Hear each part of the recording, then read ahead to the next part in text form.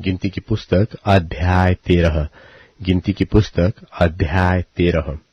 फिर यहोवा ने मूसा से कहा, कनान देश जिसे मैं इस्राएलियों को देता हूं, उसका भेद लेने के लिए पुरुषों को भेज। वे उनके पितरों के प्रति गोत्र का एक प्रधान पुरुष हो। यहोवा से यह आज्ञा पाकर मूसा ने ऐसे पुरुषों को पारान जंगल से भेज दिया, जो सबके सब इस्राएलियों के प्रधान थे।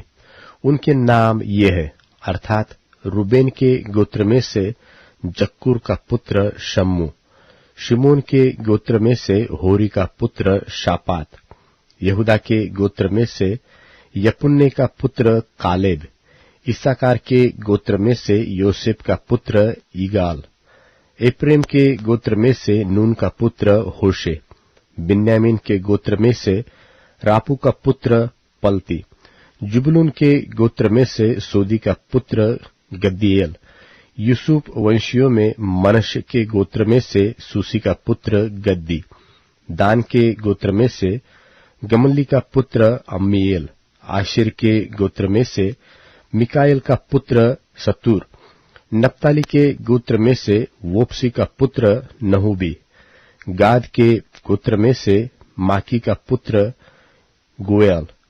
जिन पुरुषों को मूसा ने देश का भेद लेने के लिए भेजा था, उनके नाम यही है। और नून के पुत्र होशे का नाम उसने यहोशू रखा। उनको कनान देश के भेद लेने को भेजते समय मूसा ने कहा, इधर से अर्थात दक्षिण देश होकर आओ और पहाड़ी देश में जाकर उस देश को देख लो कि कैसा है, और उसमें बसे हुए लोगों को भी देखो कि वे बलवान है व निर्बल, थोड़े है व बहुत, और जिस देश में वे बसे हुए हैं सो कैसा है, अच्छा व बुरा, और वे कैसी कैसी बस्तियों में बसे हुए हैं, और तंबुओं में रहते हैं व गढ़ व किलों में रहते हैं, और वह देश कैसा है, उपजाऊ है व बंजर है, और उस देश में वृक्ष है व नहीं, और तुम हियाव बांधे चलो और उस देश की उपज में से कुछ लेते भी आना। वह समय पहली पक्की दाखों का था। सो वे चल दिए और सीन नाम जंगल से ले रहोब तक, जो हमात के मार्ग में है, सारे देश को देखभाल कर उसका भेद लिया। सो वे दक्षिण देश होकर चले और हेब्रोन तक गए। वहां अहीमन, शेशे और तलमय नाम अनाकवंशी रहते थे। हेब्रोन तो मिस्र के सोअन से 7 वर्ष पहले बसाया गया था।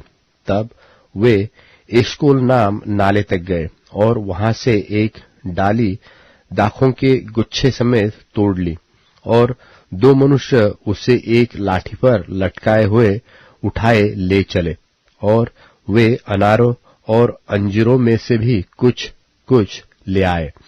इस्राएली वहां से जो दाखों का गुच्छा तोड़ ले आए थे, इस कारण उस स्थल का नाम एशकोल नाला रखा गया।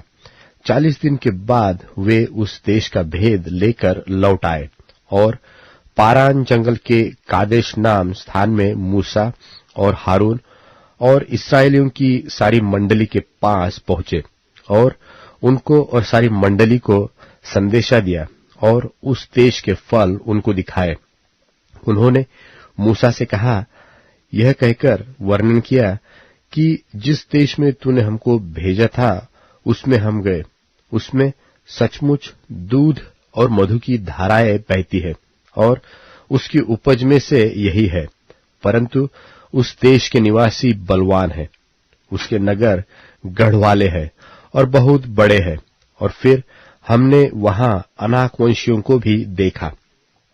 दक्षिण देश में तो अमालेकी बसे हुए हैं, और पहाड़ी देश में हित्ती, यबूसी और एमोरी रहते हैं, और समुद्र के किनारे किनारे और यरदन नदी के तट पर कनानी बसे हुए हैं। पर कालेब ने मूसा के सामने प्रजा के लोगों को चुप कराने की मनसा से कहा, हम अभी चढ़ के उस देश को अपना कर ले, क्योंकि निस्संदेह हम में ऐसा करने की शक्ति है। पर जो पुरुष उसके संग गए थे, उन्होंने कहा, उन लोगों पर चढ़ने की शक्ति हम में नहीं है, क्योंकि वे हमसे बलवान हैं। और उन्होंने इस्राएलियों के सामने उस देश की जिसका भेद उन्होंने लिया था, यह कहकर निंदा भी की कि वह देश जिसका भेद लेने को हम गए थे ऐसा है जो अपने निवासियों को निगल जाता है।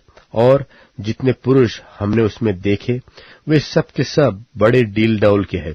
फिर हमने वहां नपीलों को अर्थात नपीली जाति वाले अनाक वंशियों को देखा, और हम अपनी दृष्टि में तो उनके सामने टिड्डे के समान दिखाई पड़ते थे और ऐसे ही उनकी दृष्टि में मालूम पड़ते थे।